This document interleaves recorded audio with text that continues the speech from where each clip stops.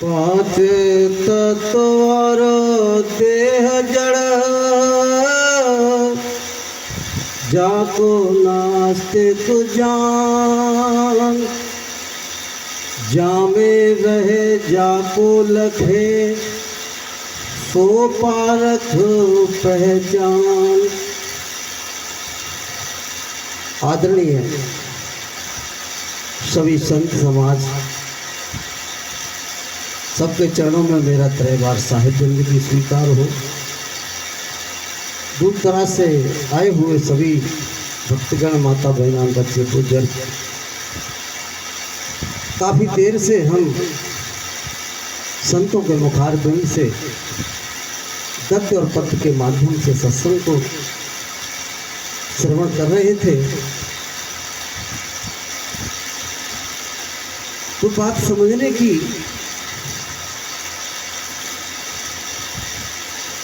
बात यही है कि सत्संग वास्तव में यदि हमने श्रवण किया है, जैसे कि एक बात आई थी, चाहे भीड़ 10 व्यक्तियों की हो, चाहे भीड़ 100 व्यक्तियों की हो, 1000 लाखों की हो, पहली बात तो ये कि सत्संग तो सत्संग होता है। सत्संग न छोटा होता है न बड़ा होता है। सत्संग कभी भी छोटा बड़ा नहीं होता। भीड़ छोटी बड़ी हो सकती है, भीड़ छोटी बड़ी हो सकती है कि कहीं अधिक हो सकते हैं और कहीं कम हो सकते हैं। ऐसे ही सत्य को आप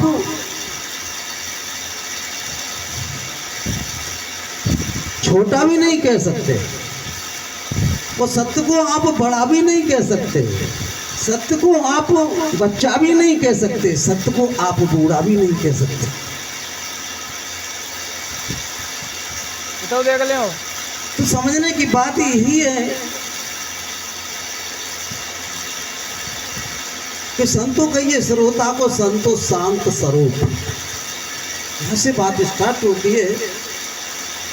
संतो कहिए श्रोता को संतो शांत स्वरूप, संतो कहिए जीव को जो निर्वापत रूप। संतो कहिए श्रोता को, हम और आप यहाँ पर जितने भी लोग हैं, जितने भी सज्जन पुरुष बैठे हुए हैं, यदि श्रोता भाव से यदि सत्संग को श्रवण करें तो हमारे हृदय का फाटक खुल जाएगा। और जैसे ही हमारे हृदय का फाटक खुला, संतों के जो मुखार बहन से निकले हुए जो शब्द हैं हमारे अंतस्थल में प्रवेश कर जाएंगे। विचार करने की बात है, जब जो महापुरुषों से निकला हुआ शब्द हमारे हृदय में समा जाए तो वही हृदय में समा करके एक बीज का रूप ले लेगा। वही एक बीज रूप ले लेगा और उसी बीज से अंकुर जब उठेगा, समझना मेरी बात को थोड़ा, वही बीज जब फूटेगा, अंकुर उसमें उगेगा, तो वह उसकी संभावना हो जाती है कि वह वृक्ष भी बन सकता है यदि उसको लगातार सींचा जाए। सींचा जाए, लगातार उसको सींचा जाए, वृक्ष बन सकता है। वृक्ष बन करके उस पर फूल भी आ सकते हैं, फल भी आ सकते हैं यदि सींचा जाए तो। बीज तो पड़ गया। अब बात इतनी है, बात कहीं ऐसा तो नहीं है कि बीज खराब जमीन में पड़ा हुआ हो, कहीं ऐसा नहीं है कि जमीन भी अच्छी हो लेकिन बीज ही गुना हुआ हो। ऐसा भी हो सकता है, जमीन तो अच्छी है लेकिन बीज अच्छा नहीं है, या बीज अच्छा है जमीन अच्छी नहीं है, उपजाऊ नहीं है। लेकिन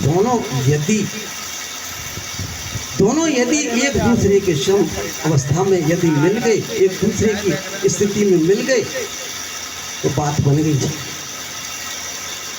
संतों कहिए श्रोता को, इसलिए यहाँ पर आप ये मान लीजिए सत्संग दुनिया में हो रहे हैं, सत्संग दुनिया में हो रहे हैं। महापुरुष चिल्ला चिल्ला करके ठहर जाते हैं, ठहर ठहर के फिर चिल्लाते हैं, ठहर ठहर के फिर चिल्लाते हैं। क्यों? क्योंकि उनका स्वभाव ही बन गया है आपको और हमको जगाने का। स्वभाव ही बन गया, पर उस स्वभाव में ही ढल गए। तो जब वह बीज, विचार करने की बात है, जब वह वृक्ष बन सकता है तो एक बीज से अनेक वृक्ष बन सकते हैं, और अनेक वृक्ष से फिर अनेक वृक्ष बन सकते हैं। जैसे दीपक से दीपक जल जाता है। अब बात समझने की ये कि वास्तव में हम अपने हृदय भूमि को संभाले हुए बैठे या बिगाड़े हुए बैठे। क्यों नहीं सत्संग आगे बढ़ पा रहा? क्यों नहीं महापुरुषों की बात कैच हो पा रही? क्यों नहीं महापुरुषों का बीज उत्पन्न हो पा रहा है? क्या बात है? इसके पीछे दो कारण होते हैं। वो कारण मैंने आपको बताए जिस तरीके से। देखिए, कहा था कि संतों का ये श्रोता को संतो शांत स्वरूप,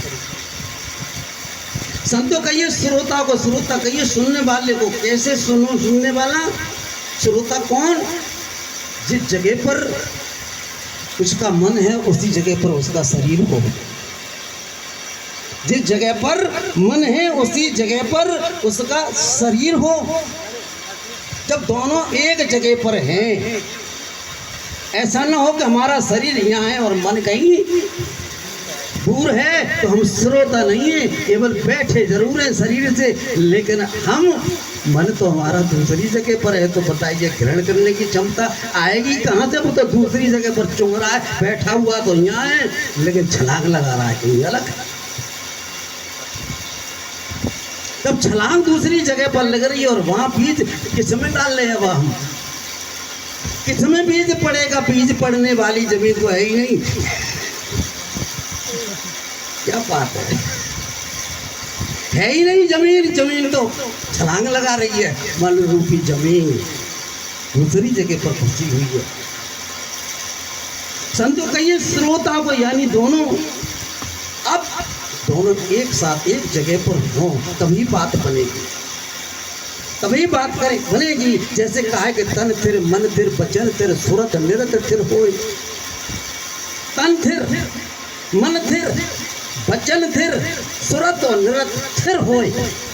है कबीर दास का पल्ला पकड़े न कोई। जब तक हमारा तन थिर नहीं होगा, मन थिर नहीं होगा, और बिल्कुल मौन अवस्था में हम न बैठे, बिल्कुल मौन अवस्था में केवल शब्दों की तरफ, अपना कोई भी विचार नहीं, अपना कोई भी विचार नहीं, सिर्फ महापुरुषों के शब्द पर हमारा ध्यान एकाग्र फोकस है और हम अवेयरनेस होकर के बैठे, तो मैं कहता हूँ इस बात को आपकी बिगड़ी हुई भूमि बनकर के अंकुरित जरूर होगी, जरूर होगी, और वह विकास करेगी, डेवलपमेंट करेगी। तो बात समझने की और है। अब बात यहाँ पर संतों कहिए श्रोता को संतो शांत स्वरूप, संतो शांत स्वरूप। अब विचार करने की बात यही है कि देखिए, आप ये मान लीजिए हमारे मन के अंदर यदि किसी भी प्रकार की, किसी राग की, किसी की द्वेष की, किसी की छल की, किसी की कपट की, तमाम दुनिया भर की इस तरीके की दृष्टि हमारे मन के अंदर बनी हुई है, आग पड़ी हुई है, उसके अंदर आग लगी हुई है इन विषयों की। क्या सोच रहा है? सत्संग में भी बैठ करके वही सोच रहा है, और उसमें बीज पड़ जाएगा, जिंदा रहेगा? उस आग में बीज पड़ जाएगा, जिंदा रहेगा? आग में बीज कभी भी जिंदा नहीं रह सकता, नष्ट हो जाएगा, नष्ट हो जाएगा। जब नष्ट हो जाएगा तो मतलब ही नहीं है। इसलिए कहा कि 5 तत्व और देह जड़। 5 तत्व अग्नि मिट्टी जल वायु आकाश, 5 तत्व देह जड़, इनको नास्तिक ज्ञान अर्थात नाशवान परिवर्तनशील, नाशवान परिवर्तनशील। कुदरत का मतलब ही प्रकृति है। कुदरत का मतलब ही प्रकृति है। प्रकृति के अपना सिस्टम है, अपने फंक्शन है, अपना। अब बात है, आप ये समझ लें, इसी जगह पर 5 तत्व और देह जड़, जाको नास्तिक ज्ञान यानी नाशवान जामिर रहे, इस शरीर के अंदर जामिर रहे, जाको लखे, इसमें रह करके इस प्रकृति को भी समझे, इस कुदरत को भी समझे। अब विचार क्या है कि इसको समझने के लिए प्रकृति की भी आवश्यकता है। बात ठीक कही थी उन्होंने इस जगह पर, साहिब जी ने। इसको समझने के लिए भी सहयोग के लिए प्रकृति की जरूरत है, क्योंकि बिना औजार के तुम क्या कर सकते हो दुनिया में। अगर आपके हाथ में, आप ऐसे मान लीजिए कि गड़सा हो या आपकी खुरपी हो, उसमें बैठा ना हो तो कितना काम करेगी, या उसका पकड़ने का कोई सिस्टम ना हो तो कितना काम करेगी, नहीं करेगी। ऐसे ही ठीक हमारे अंदर में जो प्रकृति है, जो मूल प्रकृति है, जो मूल प्रकृति में जो प्रकाशित हो चुकी है, यानी वह हम जिसको हम समझ सकते हैं, तो प्रकृति से ही प्रकृति, समझना मेरी बात, इसके संयोग से प्रकृति से ही प्रकृति का संयोग जब बढ़ता है, ये बड़ा समझने का विषय, तब ही प्रकाशित होती चली जाएगी। अर्थात उसके साथ में हमारे मन की पावर विकास करती चली जाएगी, मन की पावर विकास करती चली जाएगी। और जब ये दोनों चीजें, हमारी चेतना जागृत होगी, जब इसको समझने की कोशिश करेगा तो मैं कौन हूँ, मैं कौन हूँ, तो ये कौन कहने के लिए भी इंस्ट्रूमेंट की जरूरत है। मैं कौन हूँ, इसको कहने के लिए भी इंस्ट्रूमेंट की जरूरत है, औजार की जरूरत है, प्रकृति की जरूरत है। बात ठीक है, लेकिन दृष्टा चेतन त्रस्त जड़, दृष्टा चेतन त्रस्त जड़, दृष्टा चेतन त्रस्त जड़ वस्तु अनादि को और सर्व विराट ब्रह्मांड में नहीं तीसरा कोई, अर्थात जड़ और चेतन का खेल है। जड़ और चेतन वही शरीर और आत्मा। अब यहाँ समझने की बात है, बड़ी समझने की बात है। मूल में जिस तरीके से एक मानव होता है प्रकृति का बना हुआ पुतला, जैसे अभी कहा था साहिब जी ने कि मानस तेरा गुण बड़ा, मास न आवे काज, हाड़ न होते आवरण, तो चानम बाजम बाज। अब ये प्रकृति का जो पुतला है, प्रकृति के मूल में जो मनुष्य है, जो पुतला बना, जब ये पुतला बना तो इसका, अब इसके ऊपर क्या हुआ कि उसके कर्म के हिसाब से विशेषण शब्द जोड़ना शुरू कर दिया। मानव एक ही है, मानव एक ही है, लेकिन विशेषण शब्द जोड़ दिए गए। कोई डॉक्टर है, कोई मास्टर है, कोई ऑफिसर है, तो कोई दरोगा जी हैं, तो कोई आईएएस अधिकारी है, कोई पीसीएस है, कोई कुछ है, कोई नेता है, कोई लीडर है, कोई कुछ है, कोई कुछ है। तो ये क्या, लेकिन है मानुष मूल में, क्या है, मनुष्य मूल में मनुष्य। अगर मनुष्य को हटा दो, मनुष्य को गिरा दो, मनुष्य को यदि गिरा दो तो ये जितने भी विशेषण हैं सब गिर जाएंगे, रुकेंगे नहीं, कहीं भी रुकने वाले नहीं है, इनको कोई जगह नहीं मिल सकती रुकने के लिए। ऐसे ही ठीक मूल में, ये भी बात समझने की है, ऐसे ही ठीक मूल में मूल में आपकी चेतना, मूल में आपकी चेतना, आपकी आत्मा, ये आपके शब्द हैं। उसको जोड़ने के लिए आपके शब्द हैं, ये आत्मा के साथ भी विशेषण, आत्मा के साथ भी विशेषण, जैसे आत्मा और परमात्मा इस ब्रह्म लो जोय, समझना मेरी बात को थोड़ा। आत्मा परमात्मा इस ब्रह्म लो जोय, बिना जीव मुर्दा सकल बूझे प्रहला कोई। हाँ, अब बात यहाँ है कि अब इस जगह पर क्या आधार है? मूल में आत्मा, आत्मा यानी चेतना, मूल में अगर ये चेतना, तो अब इसके विशेषण शब्द वहां जुड़ गए। इसके विशेषण जैसे आत्मा परमात्मा, समझना मेरी बात को थोड़ा। दुनिया का कोई भी सिद्धांत, दुनिया का कोई पंथ, दुनिया का कोई भी धर्म अगर विकसित हुआ है, बिना आत्मा के विकसित नहीं हो सकता। बिना आत्मा के विकसित नहीं हो सकता। इसलिए मूल में यहीं से धर्म ग्रंथ बने, यहीं से पंथ पंथांतर बने, यहीं से, क्योंकि मूल में आत्मा है, मूल में आत्मा है। तो अब वहां जीव बिना नहीं ब्रह्म है। अब समझना मेरी बात थोड़ी सी, जीव बिना नहीं ब्रह्म है, जीव है ना, जीव बिना नहीं आत्मा, जीव बिना नहीं ब्रह्म, जीव बिना शिवो नहीं, जीव बिना सब ब्रह्म। इसलिए विशेषण शब्द इसके साथ में जोड़ते गए, जैसे ब्रह्म, ब्रह्म मीन्स बड़ा, ब्रह्म मीन्स बड़ा, विशेष, बड़ा विशेष। अब उच्चतम स्थिति, समझना मेरी बात को, जो बड़ा है, यहाँ भी जो बड़ा है विशेष। तो अब जैसे ही डेवलपमेंट आपकी चेतना का हुआ, तो आपके अंदर विवेक बढ़ा, आपके अंदर ज्ञान बढ़ा, आपके अंदर सोचने समझने की शक्ति बढ़ी, आपके ये सारा डेवलपमेंट होता चला गया, आपकी विशेषणता जुड़ती चली गई। अब इसी जीव को हमने बड़ा कह दिया, तो क्या कह दिया? अपने अक्षर शब्दों से कह दिया ब्रह्म। जीव बिना नहीं आत्मा, और जीव बिना नहीं ब्रह्म। मूल में क्या? चेतना, जीव। समझना मेरी बात को। अब उच्चतम स्थिति, जिस जो अपनी उच्चतम स्थिति में पहुंची, परमात्मा, जो विशेषण शब्द लग गया परमात्मा, समझने की बात है।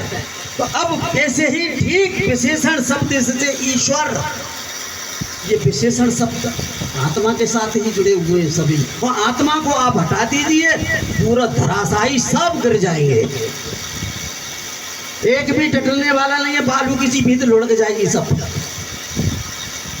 सब गिर जाएंगे। ऐसे ही ठीक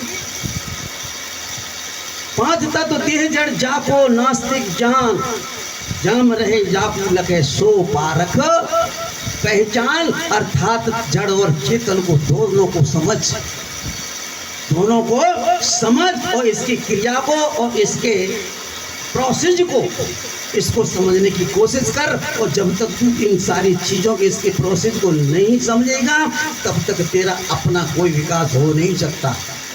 जैसे तूने अभी स्थूल को समझा, तूने अभी स्थूल को समझा, फिजिकल मटेरियल को समझा, लेकिन साइकोलॉजी में माइंड मटेरियल को नहीं समझा। माइंड मटेरियल में जब तू प्रवेश करेगा, सॉफ्टवेयर में जब तू प्रवेश करेगा, समझना मेरी बात बड़ी बारीकी है इस जगह पर, तब तक तू मन की चाल को नहीं समझ सकता। वो भी प्रकृति है, सॉफ्टवेयर, लेकिन वो प्रकृति है, लेकिन जब तक तुम्हारे अंदर वह चेतना जागृत नहीं होगी, तो उसको भी नहीं समझ पाएगा, उसको भी नहीं समझ सकता। अब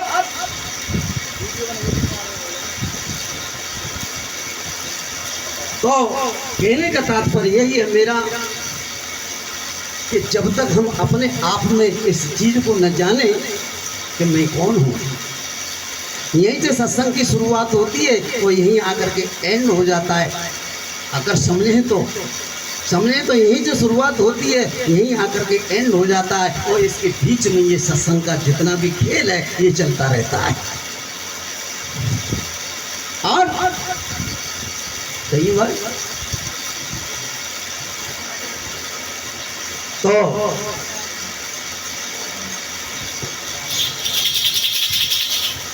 भैया ढोलक बाजी वाले आ जाए बाजी पे। आजा सतार नारे सुनी दाऊद जी को मेला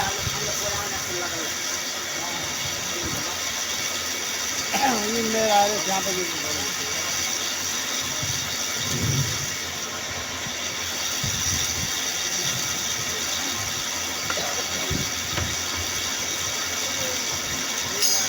अच्छा चल।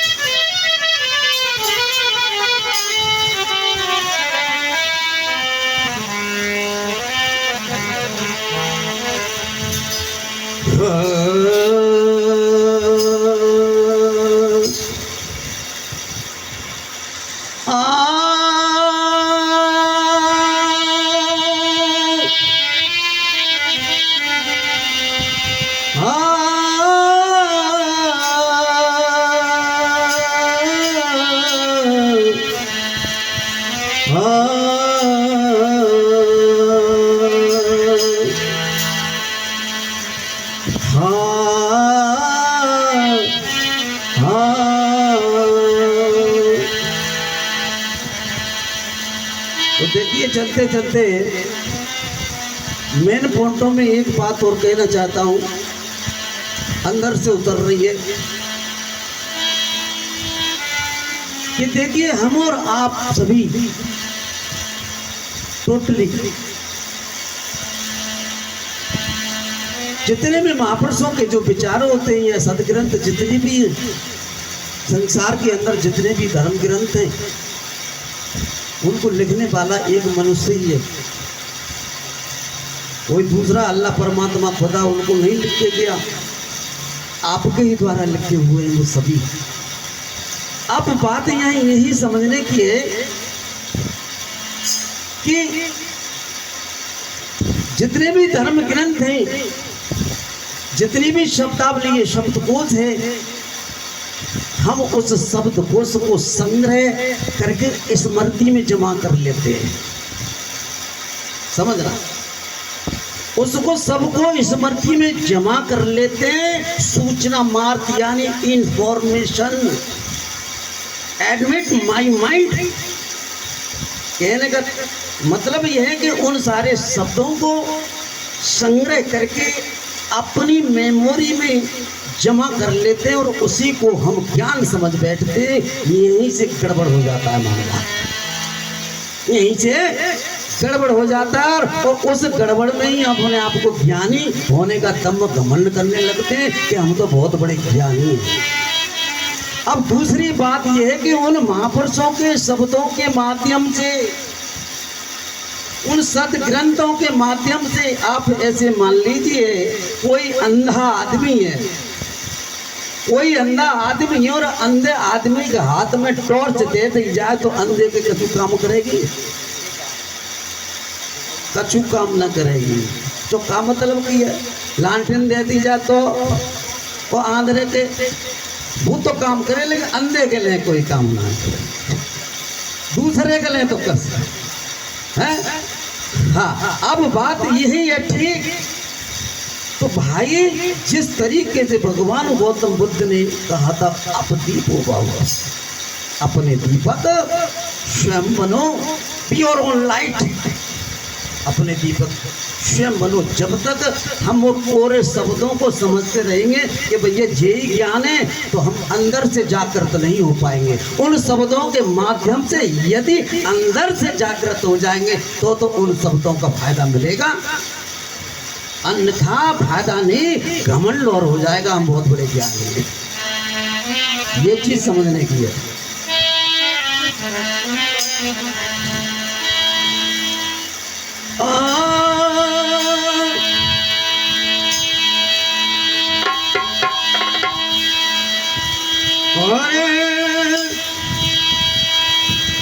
राम। हाँ जी, लग जाओ बनाने।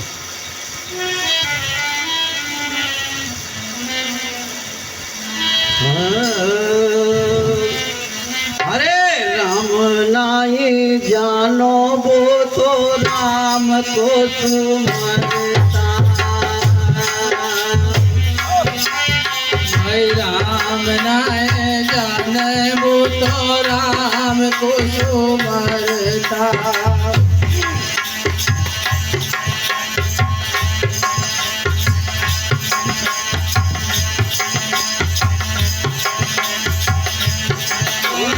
राम नाई जानो वो तो राम को सुमरता। भाई राम नाय जाने वो तो राम को सुमरता। ये तोरे कोई सुमरन लाए। ये तारे कोई सुमरन जाए।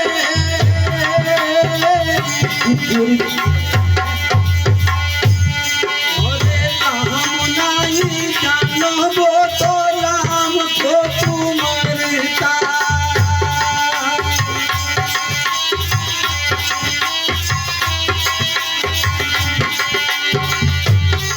अरे तोरे कोई सुमरन लाए।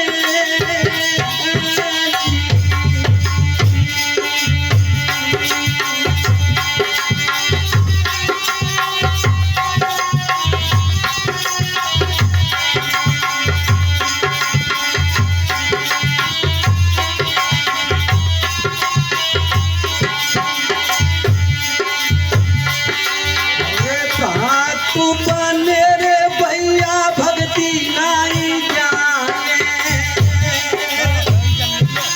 भाई बात बन रे भैया भक्ति नाय जाने। तू बने रे भैया भक्ति नहीं जाने। भाई बात बन रे भैया भक्ति नाय जाने।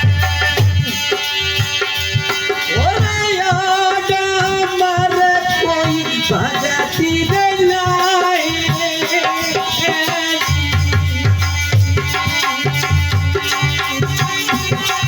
भैया हमारे कोई भक्ति रे नाय।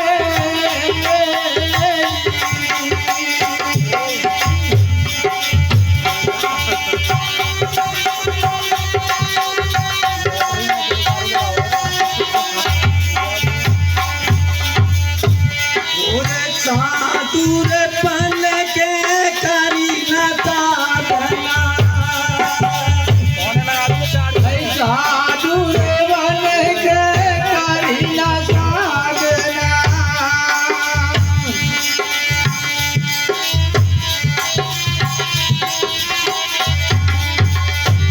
ओरे साधुर बन के करे न साधना।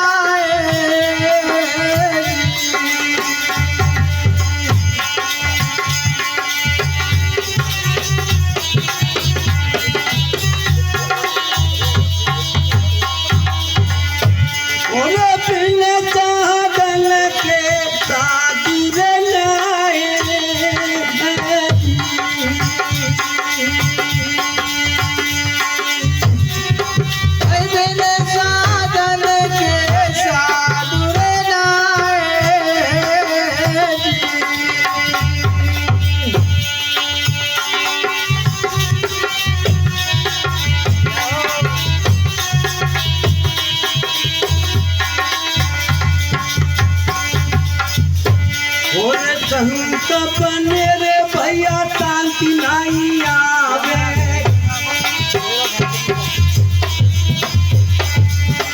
शांत बन रे भैया शांति नहीं आवे।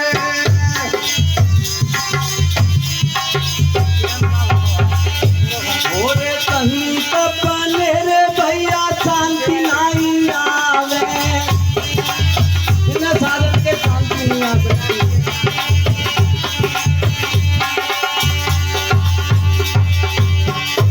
अरे संत बने रे भाई शांति नहीं आवे। भाई शांत बन रे भैया शांति नहीं आवे।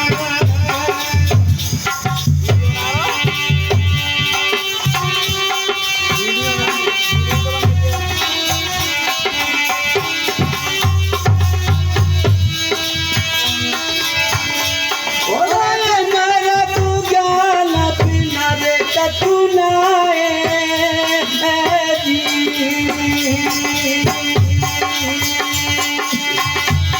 अरे अमृत ज्ञान बिना रे कछुनाए।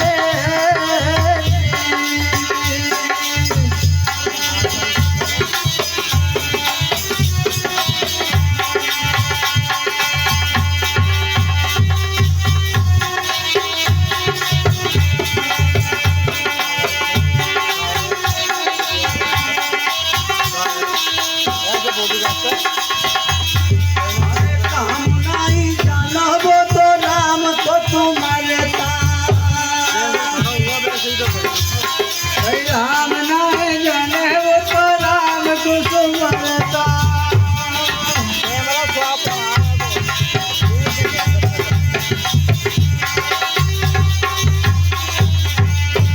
अरे ये तोरे कोई तुम्हारे